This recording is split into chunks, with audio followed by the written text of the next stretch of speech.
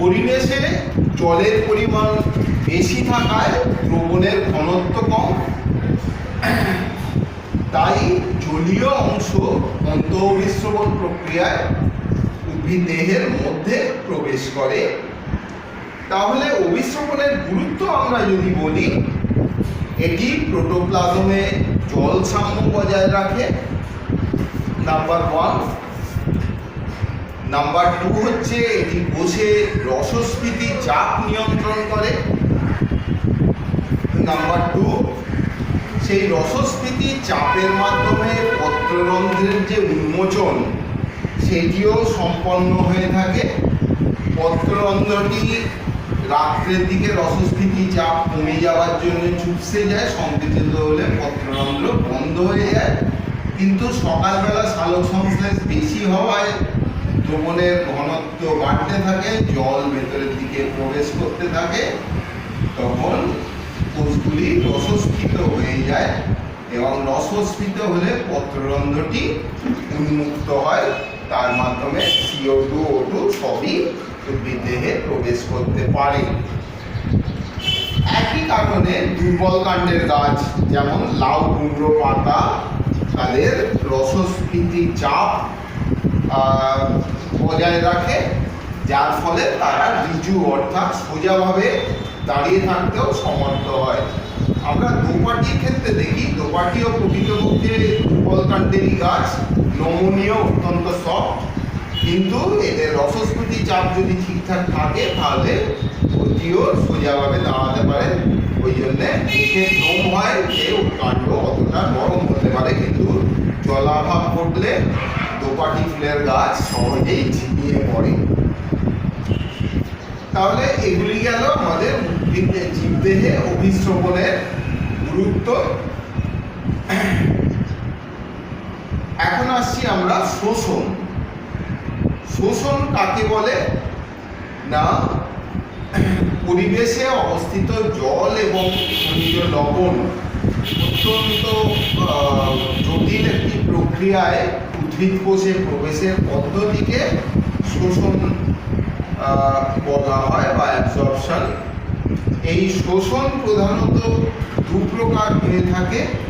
একটি হলো সক্রিয় শোষণ, যে ক্ষেত্রে শক্তির প্রয়োজন হয়, অর্থাৎ কোষ প্রাচীরে অবস্থিত ATP এখানে এই শোষণে কার্যকরী ভূমিকা গ্রহণ করে এবং দ্রাবক ও দ্রাবক এই দুটির প্রবেশে সাহায্য করে, তখন তাকে সক্রিয় শোষণ বলা হয়। আবার কোনো কোনো ক্ষেত্রে এই শক্তির প্রয়োজন নাও হতে পারে, তখন তাকে নিষ্ক্রিয় শোষণ বলা হয়ে থাকে। তাহলে এই দুই পদ্ধতিতে জল, খনিজ লবণ ইত্যাদি উদ্ভিদের মধ্যে প্রবেশ করে থাকে। তাহলে উদ্ভিদের পরিবহন কাকে বলে? উদ্ভিদের পরিবহন কয় প্রকার ও কি কি? উদ্ভিদের পরিবহন কোন কোন ভৌত পদ্ধতির মাধ্যমে হয়ে থাকে এগুলি হলো। এখন আমরা আসছি উদ্ভিদের পরিবহন কোন কোন উদ্ভিদ কলার মাধ্যমে সম্পন্ন হয়। আমরা এটা উদ্ভিদ কলা আলোচনার সময় কিছুটা আলোচনা করেছি, এখানে তবুও একবার উল্লেখ করতে হয় বলে আমরা বলে দিচ্ছি। উদ্ভিদের পরিবহন এখানে যেমন দেখলাম ঊর্ধ্বমুখী পরিবহন এবং নিম্নমুখী পরিবহন, দুই প্রকার পরিবহনই হয়। জলের পরিবহন অবশ্যই ঊর্ধ্বমুখী এবং খাদ্যের পরিবহন অবশ্যই নিম্নমুখী। তাহলে এখানে বলাই বাহুল্য জাইলেম এবং ফ্লোয়েমের মাধ্যমে উদ্ভিদের পরিবহন সম্পন্ন হয়। তাহলে এখানে প্রধান কলা বলতে জাইলেম এবং ফ্লোয়েম এই দুটি কলার উল্লেখ করতে হবে। আমরা ওই উদ্ভিদ কলা আলোচনার সময় ওই দুই প্রকার কলার যে কম্পোনেন্টস বা তার সংগঠন যে কোষগুলি সেগুলি নিয়ে আমরা আলোচনা করেছি, এখানে খালি একবার উল্লেখ করে দিচ্ছি। জাইলেম এবং ফ্লোয়েম যে বলা হয়েছিল, জাইলেম ঊর্ধ্বমুখী পরিবহনের জন্য দায়ী, অর্থাৎ জল পরিবহন। জাইলেমের 4টি অংশ, ট্রাকিড, ট্রাকিয়া, জাইলেম প্যারেনকাইমা এবং জাইলেম তন্তু। এর মধ্যে ট্রাকিড, ট্রাকিয়া এবং জাইলেম তন্তু তিনটেই মৃতকলা, কেবলমাত্র জাইলেম প্যারেনকাইমা সজীব। ফ্লোয়েমের মধ্যে সিগনল, সঙ্গীকোষ, ফ্লোয়েম প্যারেনকাইমা এবং ফ্লোয়েম তন্তু, এই 4টি উপাদান আছে। তার মধ্যে ফ্লোয়েম তন্তু কেবলমাত্র মৃত, আবার বাকি 3টি অর্থাৎ সিগনল, সঙ্গীকোষ এবং ফ্লোয়েম প্যারেনকাইমা 3টি সজীব। তাই প্রসঙ্গত বলা প্রয়োজন, জাইলেম একটি মৃত কলা কিন্তু ফ্লোয়েম একটি সজীব কলা। তাহলে জাইলেম ও ফ্লোয়েমের মধ্যে যে পার্থক্য সেটা আমরা বুঝে নিলাম। এখন আসছি আমরা এই যে ভৌত প্রক্রিয়া এখানে বলা হয়েছিল, ব্যাপন এবং অভিস্রবণ, এদের পার্থক্য অবশ্যই বলা প্রয়োজন। ব্যাপনে আমরা দেখেছি পদার্থের নিজস্ব গতিশক্তির গুণে উচ্চ ঘনত্বযুক্ত স্থান থেকে নিম্ন ঘনত্বযুক্ত স্থানে অণুর যদি সঞ্চালন ঘটে সেটি ব্যাপন। অতএব এখানে প্রধান বিষয়টি হলো উচ্চ ঘনত্বযুক্ত স্থান থেকে নিম্ন ঘনত্বযুক্ত স্থানে পদার্থের অণু সঞ্চালন। কিন্তু অভিস্রবণের ক্ষেত্রে ঠিক উল্টো, নিম্ন ঘনত্বযুক্ত স্থান থেকে উচ্চ ঘনত্বযুক্ত স্থানে দ্রাবকের সঞ্চালন, এটি এখানে প্রধান প্রতিপাদ্য বিষয়। আর কি, ব্যাপনে অর্ধবেদ্য পর্দার প্রয়োজন হয় না অধিকাংশ ক্ষেত্রে, সেই জন্য অর্ধবেদ্য পর্দা ছাড়াও ব্যাপন সম্ভব। তবে অর্ধবেদ্য পর্দা থাকলেও কোনো কোনো ক্ষেত্রে ব্যাপন হয়ে থাকে। যেমন কেঁচো তার দেহত্বক দিয়েই অক্সিজেন গ্রহণ করে, এটি ব্যাপনের উদাহরণ। কিন্তু দেহত্বকটি এখানে অর্ধবেদ্য পর্দার কাজ করছে, সেটি থাকা বা না থাকার জন্য এই ব্যাপন ক্রিয়ার কোনো পরিবর্তন হয় না। সুতরাং ওই পর্দার মধ্য দিয়েও ব্যাপন সম্পন্ন হতে পারে। আর ব্যাপনে তো অর্ধবেদ্য পর্দার প্রয়োজন হয় না, অভিস্রবণে অর্ধবেদ্য পর্দার প্রয়োজন হয়। এখন আসছি আমরা উদ্ভিদের ক্ষেত্রে জল পরিবহন কিভাবে হয়ে থাকে। উদ্ভিদের জল পরিবহনের ক্ষেত্রে কতগুলি বিষয় আমাদের বিশেষভাবে বুঝতে হবে বা জানতে হবে। সেটি হলো, উদ্ভিদের জল পরিবহনের পথটি আগে ভালোভাবে বুঝতে হবে। এখানে মূল দ্বারা জল শোষিত হবে সোজা কথায়। সুতরাং কতগুলি পর্যায়ে মাটির জলকে মূলের মধ্যে প্রবেশ করতে হবে, যেটি মূলের অলাস্থানিক গঠন ওখানে যে দেখানো হয়েছে, মূলের প্রস্থচ্ছেদ, এটি মূলের প্রস্থচ্ছেদের চিত্র। এটি ভালোভাবে বুঝলে তবে পরিবহনটি সঠিকভাবে বোঝা যাবে। এখন আমরা আলোচনা করছি উদ্ভিদের জল পরিবহন।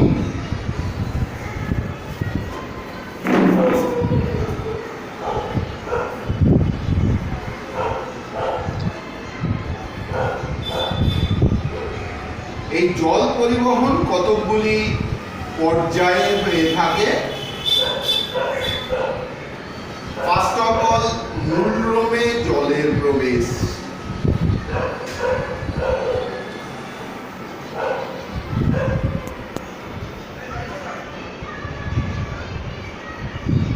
এই মূলরোমের মধ্যে জল কিভাবে প্রবেশ করে থাকে, এখানে আমরা মেন যে প্রক্রিয়াটি সেটি কেবলমাত্র উল্লেখ করছি। এখানে মূলরোমের মধ্যে যে জল প্রবেশ করবে, এখানেও যে মূলরোমের মধ্যে জল প্রবেশ করবে, এই প্রক্রিয়াটিতে বিশেষভাবে প্রয়োজন আমাদের অন্ত অভিস্রবণ। ইংরাজিতে যাকে এন্ডোসমোসিস বলা হয়, এন্ডোসমোসিস অর্থাৎ ভেতরের দিকে জল প্রবেশ। কেননা মাটিতে জলের পরিমাণ অত্যধিক বেশি, অর্থাৎ দ্রবণের ঘনত্ব কম। এইখানে কর্টেক্স অঞ্চলে জল অনবরত ব্যবহৃত হওয়ার জন্য ঘনত্ব বেড়ে যাচ্ছে। আমরা জানি অভিসরণের ক্ষেত্রে কম ঘনত্বের দ্রবণ থেকে বেশি ঘনত্বের দ্রবণে দ্রাবক প্রবেশ করবে, সুতরাং অটোমেটিক্যালি জল প্রবেশ করবে। এখন আমরা যাচ্ছি বহিঃস্তর থেকে অন্তঃস্তর। এই দীর্ঘ পথটি জল কিভাবে প্রবেশ করবে, অর্থাৎ দ্বিতীয় পয়েন্টটি হলো বহিঃস্তর থেকে অন্তঃস্তকে জল কিভাবে প্রবেশ করে বা অন্তঃস্তকে জলের প্রবেশ।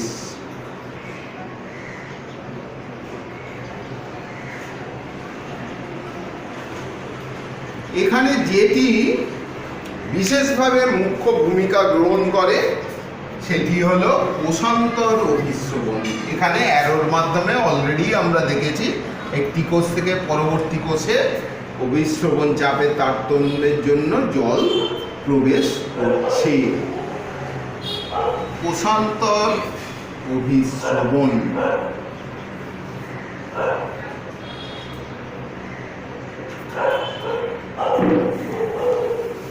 এরপর এখানে আমরা দেখতে পাচ্ছি অন্তঃস্তক, অন্তঃস্তকের কোষ। এটি প্রকৃতপক্ষে গোলাকার হয়ে থাকছে। আমরা একটিমাত্র অংশ, এই মূলের প্রস্থচ্ছেদের পর এই গোলাকার অংশের একটিমাত্র অংশকে প্রজেক্ট করেছি, অর্থাৎ দেখাচ্ছি। এখানে অন্তঃস্তক অতিক্রম করে তারপরে স্তর যেটি পাচ্ছে সেটি হলো পরিচক্র। এই পরিচক্রে একটিমাত্র কোষ থাকে, যেই কোষটি অত্যন্ত পাতলা কোষ প্রাচীর বিশিষ্ট হয়। সেই কোষ প্রাচীরটিকে, সেই পাতলা কোষ প্রাচীরযুক্ত কোষটিকে পারণ কোষ বলা হয়। অর্থাৎ পরিচক্রে জলের প্রবেশ এটা বা এই বাধাটি অতিক্রম করে মেনলি বা প্রধানত পারণ কোষ অত্যন্ত পাতলা কোষ প্রাচীরযুক্ত হওয়ায়। এখন আমরা বলতে পারি যে অন্তঃস্তক থেকে জাইলেম বাহিকায় জলের প্রবেশ। অন্তঃস্তক থেকে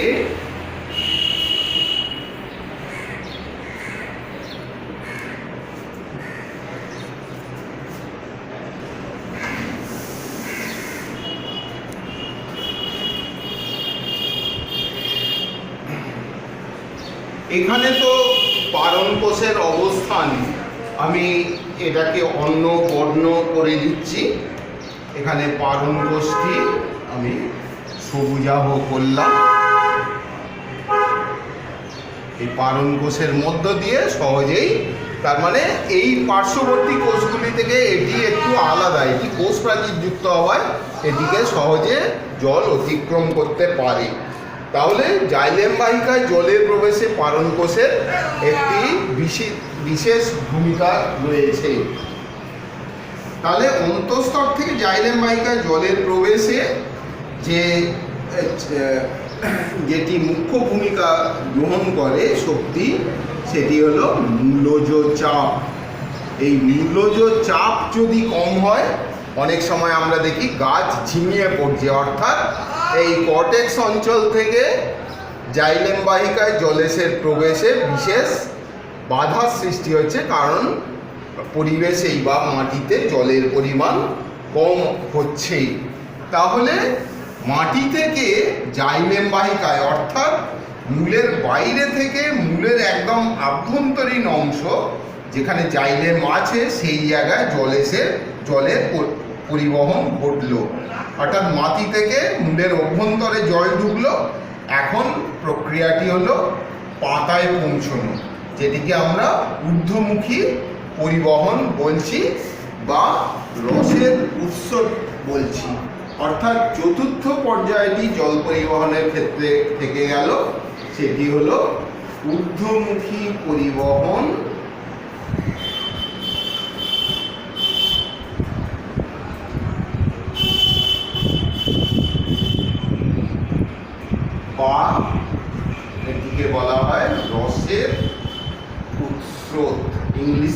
ascent of sap.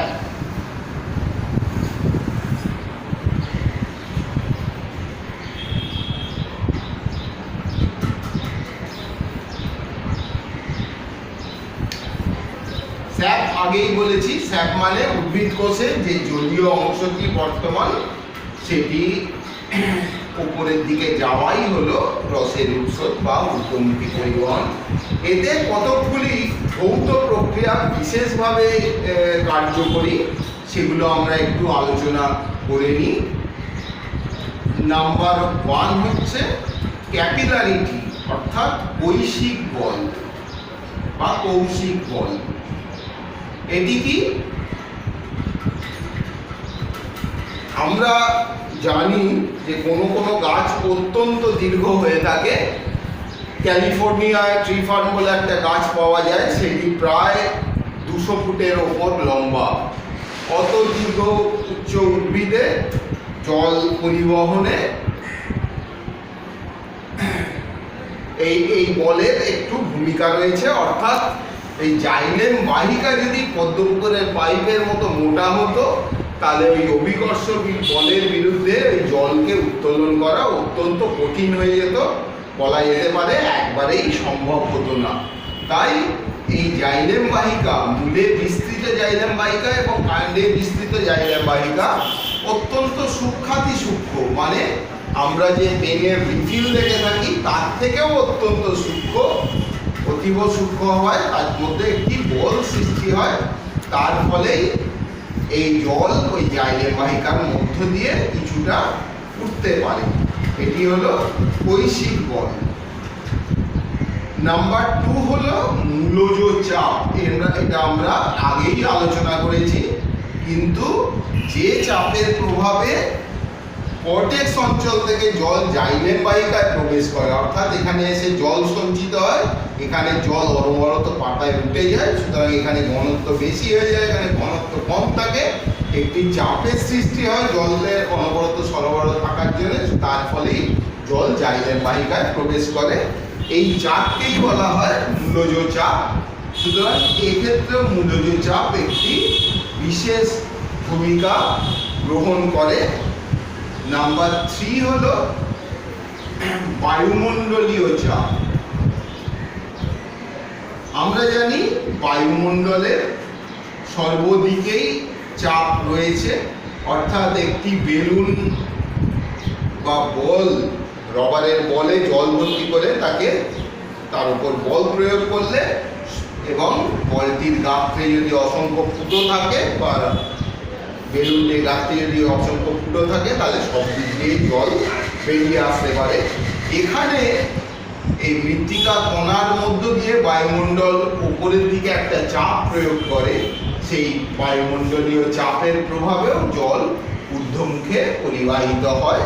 তবে প্রসঙ্গক্রমে বলা প্রয়োজন, এইসব চাপ বা বলগুলি অত্যন্ত কমজোরি, অর্থাৎ এককভাবে অত্যন্ত দীর্ঘ উদ্ভিদে জলের ঊর্ধ্বমুখী পরিবহনে এরা সমর্থ হবে না।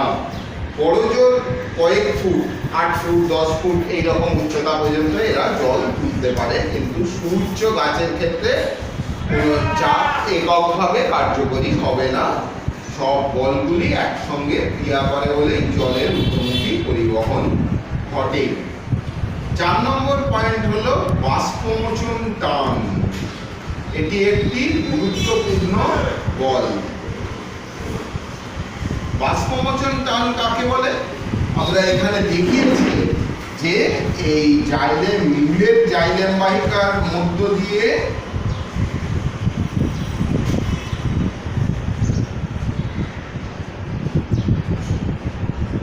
এবং কাণ্ডের জাইলেম বাহিকার মধ্য দিয়ে একটি অবিচ্ছিন্ন জলের অনুস্তম্ভ গঠিত হয়। এদের মধ্যে কোনো ছেদ থাকে না জলের অনুস্তম্ভের মধ্যে। এর ফলে এই জলের অণু এই জাইলেম বাহিকা, সূক্ষ্ম জাইলেম বাহিকার মধ্য দিয়ে একদম পাতা পর্যন্ত বিস্তৃত থাকে। এখন এই পাতার পত্ররন্ধ্র দিয়ে যদি এখনো জল বেরিয়ে যায়, তাহলে ওই জলের অনুস্তম্ভে একটি ঘাটতি সৃষ্টি হয়, সেটি পূরণ করার জন্য পরবর্তী জলের অণু উপরের দিকে যায়। এইভাবে ঘটনাটি পর্যায়ক্রমিকভাবে চলতে থাকে। যেমন আমরা কোল্ড ড্রিঙ্কস বা কোনো পানীয় স্ট্রয়ের সাহায্যে পান করার ক্ষেত্রে দেখে থাকি, ওই স্ট্রটি পাত্রে ডুবিয়ে আর ঠোঁটে ঠেকিয়ে থাকলে সেই তরলটি মুখে যাবে না যতক্ষণ না তাকে সাফ করা হচ্ছে, অর্থাৎ শোষণ করে টানা হচ্ছে। যখনই শোষণ করে টানা হবে নিচ থেকে তরল আমাদের মুখে প্রবেশ করে। এখানেও বাষ্পমোচন টান একইভাবে পর্যায়ক্রমিকভাবে জলের অণু বেরিয়ে যেতে থাকে, তখন মূলরোম থেকে জলের অনবরত সাপ্লাই অর্থাৎ পরিবহন করতে থাকে। অর্থাৎ বাষ্পমোচন টান এক্ষেত্রে জলের ঊর্ধ্বমুখী পরিবহনে একটি বিশেষ ভূমিকা গ্রহণ করে। সর্বশেষ এবং মোস্ট ইম্পর্টেন্ট যে বল সেটি হলো সংশক্তি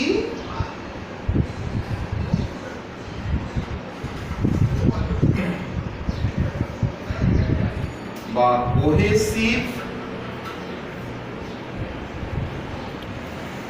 এবং আসঞ্জন বল।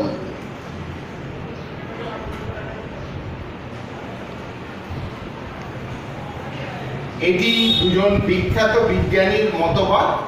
এটিকে বলা হয় ডিকসন ও জলির মতবাদ।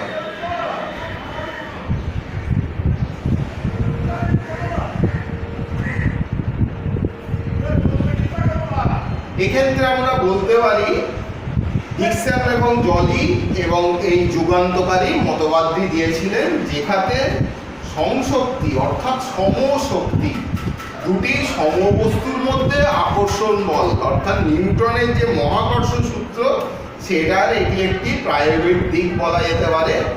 এই জলের অনুস্তম্ভ থাকার জন্য, অবিচ্ছিন্ন অনুস্তম্ভ যা থাকার জন্য জলের অণু যখন অপর দিকে ওঠে তখন নিচের অণুকেও টেনে তুলতে সমর্থ হয়। যদিও বলা প্রয়োজন এখানে জাইলেম বাহিকাটি অত্যন্ত সূক্ষ্ম হওয়ায় এটি সম্ভব হয়েছে। অত্যন্ত স্থূল বাহিকার মধ্যে দিয়ে এই বল সহজে ক্রিয়া করতে পারবে না। তাহলে সমঅণুর মধ্যে যে আকর্ষণ বল সেটি সমশক্তি বা সংশক্তি বল বা কোহেসিভ ফোর্স, এবং দুটি বিষম বস্তুর মধ্যে যে বল সেটিকে বলা হয় আসঞ্জন বল বা অ্যাডহেসিভ ফোর্স।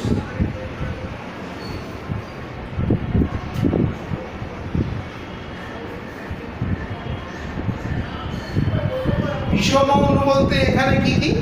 অনেক সময় আমরা লক্ষ্য করে দেখি দুটি সম আকৃতির থালা ধোয়ার পর যদি পরপর থাকে অনেক সময় একটি থেকে আরেকটি থালা বিচ্ছিন্ন করা সম্ভব হয় না, কারণ এখানে জলের অণু এবং থালার যে বস্তু সেটি প্লাস্টিক হোক বা স্টিল হোক তাদের মধ্যে একটা আকর্ষণ বল থাকে, সেই জন্য দুটো থালা বিচ্ছিন্ন করা সহজে অনেক সময় যায় না। এখানে বিষম বস্তু বলতে জাইলেম বাহিকার গাত্র এবং জলের গাত্র, তাদের মধ্যে একটি আকর্ষণ বল ক্রিয়া করছে। সেই আকর্ষণ বলের জন্যেই জল ঊর্ধ্বমুখে পরিবাহিত হয়। এটিকে সংশক্তি আসঞ্জন বল বলে, যেটি বিজ্ঞানী ডিকসন এবং জলির মতবাদ। বিজ্ঞানী ডিকসন এবং জলি এই যুগান্তকারী আবিষ্কারটি করেছিলেন।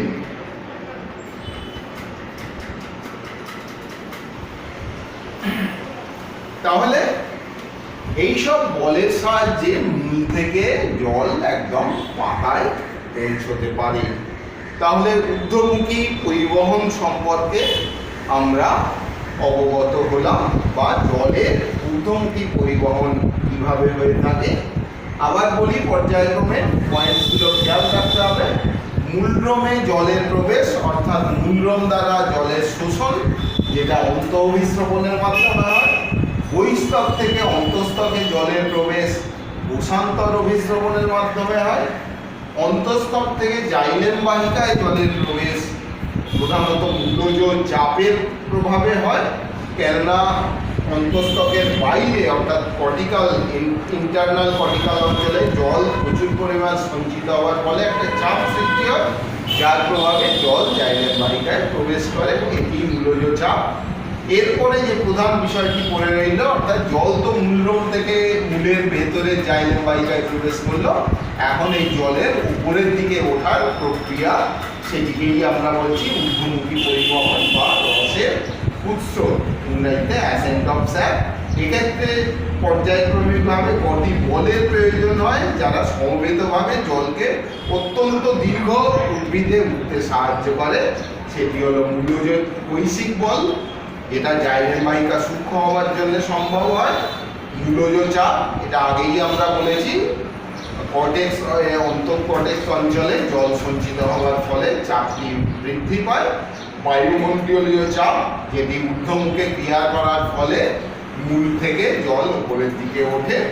বাষ্পমোচন টান, পাতা থেকে অনবরত জলীয় বাষ্প আকারে জল নির্গত হচ্ছে, জলের অনুস্তম্ভে যে ঘাটতি সৃষ্টি হচ্ছে তা পূরণের জন্য পর্যায়ক্রমিকভাবে জলের অণু উপরের দিকে উঠতে থাকে। এবং অন্তিমে সংশক্তি এবং আসঞ্জন বল, যেক্ষেত্রে জলের অণুকে টানে, অপর জলের অণুকে টানে, এটি সংশক্তি বল। আর জলের অণু যখন জাইলেম বাহিকার আকর্ষণে পড়ে, তার প্রভাবে জল ঊর্ধ্বমুখে পরিবাহিত হয়, সেটিকে বলে আসঞ্জন বল। এটি বিজ্ঞানী ডিকসন এবং জলির মতবাদ। আশা করা যায় জলের ঊর্ধ্বমুখী পরিবহন বোঝা গেছে। এখন আমরা যাব নিম্নমুখী পরিবহন, অর্থাৎ উদ্ভিদের খাদ্য পরিবহন।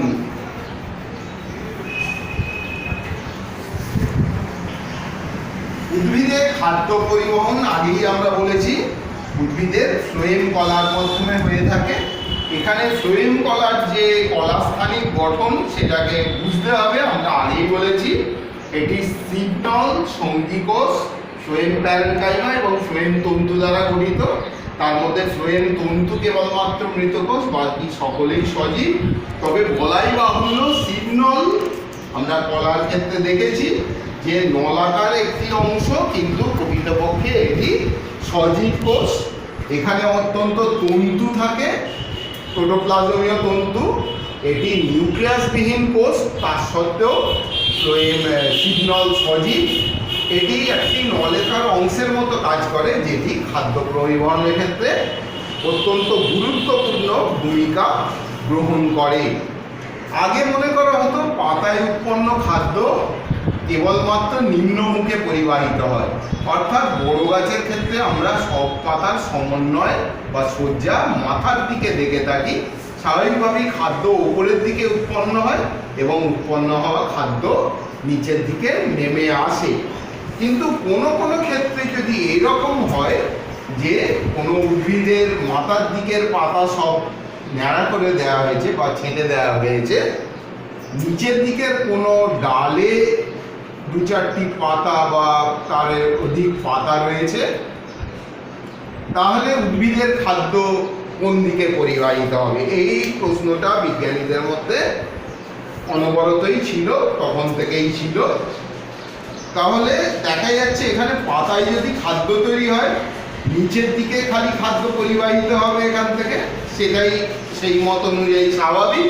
তাহলে তো উপরের অংশটা কিছুদিন পরেই মৃত বলে পরিণত হবে, কিন্তু তা হয় না। দেখা যায় যে কিছুদিন পরে উপযুক্ত খাদ্যের সঞ্চালনের জন্য বা পরিবহনের জন্য যেটি পাতা বর্জিত ছিল, সেই অংশেও পত্রের সঞ্চার ঘটেছে।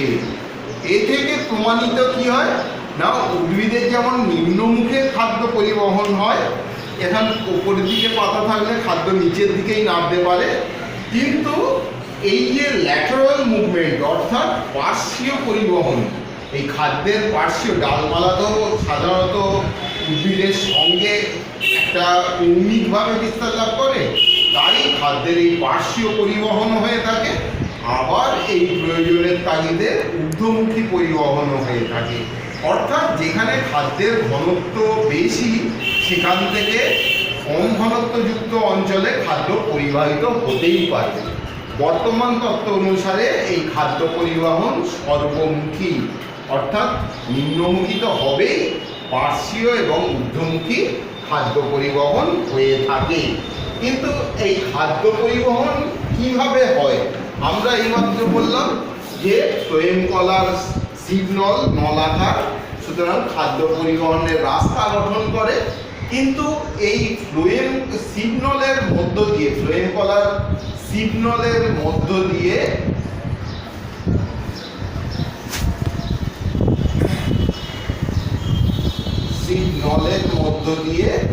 সাইটোপ্লাজম বিস্তৃত থাকে এবং এই সাইটোপ্লাজমে সূক্ষ্ম সূক্ষ্ম প্রোটিন তন্তু থাকে। এই প্রোটিন তন্তুগুলির সংকোচনশীল ধর্ম বা পালসেটাইল মুভমেন্ট রয়েছে, অর্থাৎ কাঁপুনি দিয়ে খাদ্যকে তার গন্তব্যস্থলে পৌঁছে দেয়। যেদিকে খাদ্যের ঘনত্ব কম, বেশি ঘনত্বযুক্ত স্থান থেকে সেই দিকের ঘনত্বে, প্রয়োজনে এটা ওপরের দিকেও যেতে পারে, পাশের দিকেও যেতে পারে বা নিচের দিকেও যেতে পারে। এই সংকোচনশীল প্রোটিন তন্তুর সঞ্চালন বিজ্ঞানী হ্যানসন দেখিয়েছিলেন।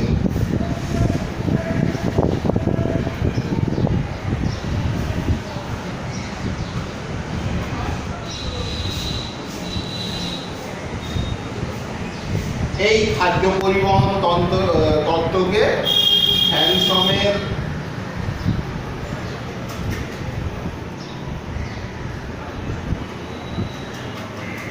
সংকোচনশীল প্রোটিন তন্তু মতবাদ বলা হয়।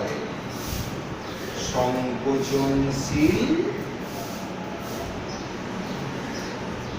প্রোটিন তন্তু মতবাদ।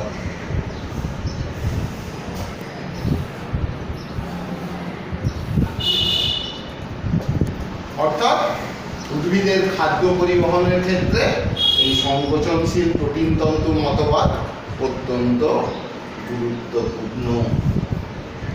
তাহলে উদ্ভিদের খাদ্য পরিবহন বোঝা গেল। আগের ক্লাসটা আমরা এখানে শেষ করছি।